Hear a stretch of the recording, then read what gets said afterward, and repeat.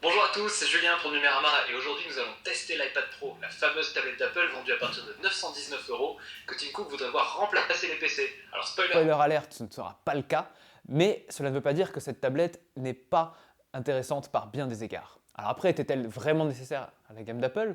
Réponse dans ce test.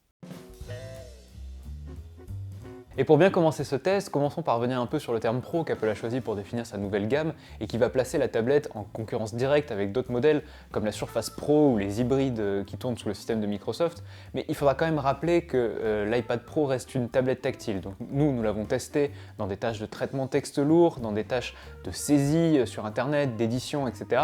Et si la tablette s'en sort extrêmement bien, il faut reconnaître qu'on perd en fluidité par rapport à un système d'exploitation classique, notamment parce qu'on a une gestion des fenêtres qui est certes intelligente et bien intégrée, mais qui n'est pas aussi efficace qu'une gestion au clavier, à la souris ou au trackpad. Et ces trois éléments ensemble font qu'un ordinateur de bureau arrive à un niveau de productivité idéal que l'iPad Pro n'atteint pas.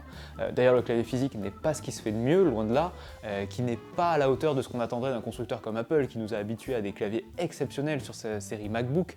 Là, on va trouver un clavier qui n'a pas les touches entièrement à la taille de base pour un clavier, qui n'a pas une construction qui permet aux doigts de rebondir, etc. On va simplement noter que la tablette repose sur une surface plane et donc on ne va pas avoir les soucis de béquilles qu'on a eu avec la Surface Pro qui nous empêchait d'utiliser sur un canapé ou sur un lit. Mais pour un test professionnel en entreprise, c'est pas vraiment ce qui nous intéresse. Alors à la question, est-ce qu'on va remplacer un MacBook Air ou un ordinateur sous Windows 10 par un iPad Pro demain dans l'entreprise? La réponse est clairement non. Mais contrairement à la Surface Book ou la Surface Pro 4 que nous avons déjà testé sur Numérama, l'iPad Pro s'impose très largement dans tout ce qui est créativité. Alors on aurait peut-être pu l'appeler iPad créatif et tout ça tient en deux choses.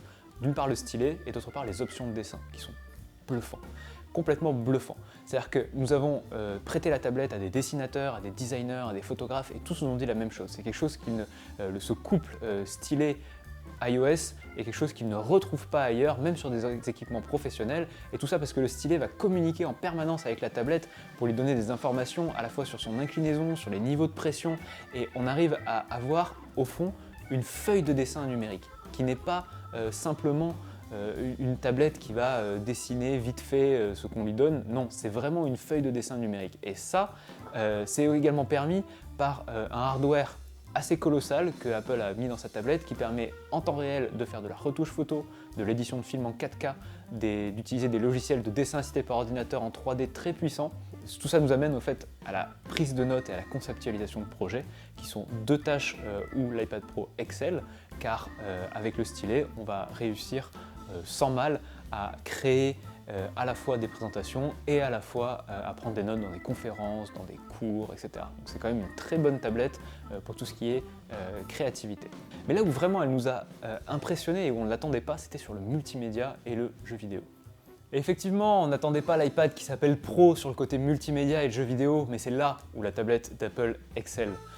Paradoxalement, c'est donc pas l'ordinateur d'un professionnel qu'elle va changer, mais l'ordinateur familial, elle va le remplacer, car posé dans un salon, c'est évidemment l'iPad Pro qu'on va prendre. C'est une tablette qui est légère, qui a un écran de 12 pouces qui est magnifique, qui a un hardware qui peut faire tourner tous les jeux vidéo récents, sans distinction de genre. Vous pouvez faire tourner des MOBA, des jeux tactiles, vous pouvez faire tourner du Downwell, enfin bref, tous les gros titres possibles sur l'iPad, vous pourrez les avoir à portée de main et dans les meilleures conditions possibles.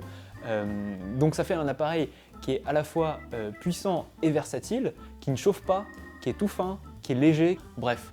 L'iPad Pro fait en fait passer l'iPad original de 10 pouces pour un appareil qui n'aurait pas vraiment sa place dans la gamme, entre la mobilité de l'iPad mini et le multimédia, l'excellence multimédia de l'iPad Pro à la maison. Donc en fait, cet iPad Pro va s'imposer comme l'ordinateur familial haut de gamme de référence dans la gamme Apple. Et pour conclure ce tour d'horizon de la nouvelle tablette de luxe d'Apple, on peut dire qu'elle ne joue pas du tout dans le même univers que la Surface Pro ou que les autres hybrides disponibles sous Windows 10. Et pour cause, il ne s'agit pas d'un hybride, mais d'une tablette tactile extrêmement puissante et versatile qui accompagnera les professionnels des métiers de la création, sans parvenir malheureusement dans l'état actuel à remplacer leur bon vieil ordinateur. Cela dit, Tim Cook n'avait pas tout à fait tort. Elle remplace et simplifie à merveille l'informatique personnelle en devenant une référence pour toutes les tâches liées au divertissement ou au web.